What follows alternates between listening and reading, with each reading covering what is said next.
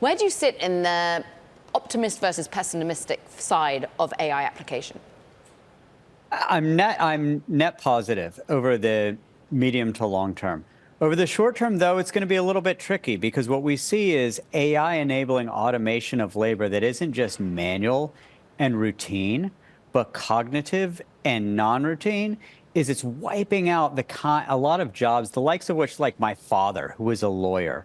The kind of work my father did as a lawyer ought to be 99% done by software at this point. And that's not necessarily a bad thing, but it is a bad thing for people later in their careers who aren't going to be able to pivot necessarily. From a statistical standpoint,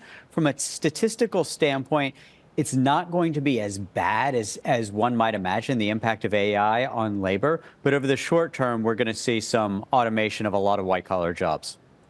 The interesting dynamic right now, Alec, if you look at the entirety of the news flow, is layoffs and cost cuts at bigger companies are in part being carried out to free up funds to invest in AI, ironically. Does the earlier stage ecosystem of all these startups that say we're using AI to automate or make more efficient a specific function feel any of that? You know, the reallocation of capital from, say, headcount to a new AI tool? Well, yes and no. And first of all, let's have some, intellectual honesty around a lot of the drama around layoffs. Unemployment is really, really low in the United States right now. Some of the layoffs that are getting lots of attention are getting lots of attention because they are inside platform companies that have been hiring wildly for years. But if you take a sort of cold-blooded look at employment in the United States, unemployment is shockingly low. I live in Maryland, where the unemployment rate is like 2.4%. That's nothing. So I don't think we need to be sounding alarm bells yet about layoffs, in part because those people being laid off inside these platform companies can go get work inside startups, the likes of which I invest in.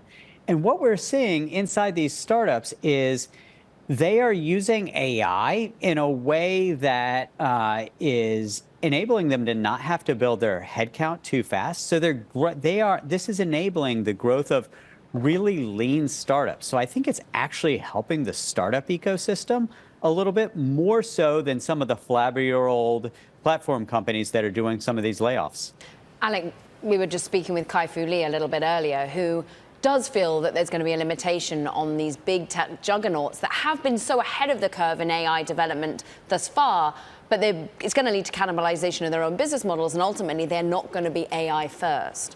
Are all of the companies that you're backing now ultimately AI first companies, or are they having to reestablish themselves, rethink about their headcount, rethink about the way in which their business model works, for example, like a Grammarly? Yeah, so not all of them are necessarily AI first. For a lot of them, AI will be a new tool in their toolkit.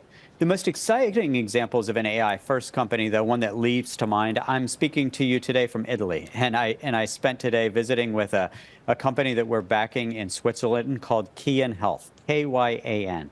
And they are using AI to provide mental health services into big companies. And they're doing so AI first.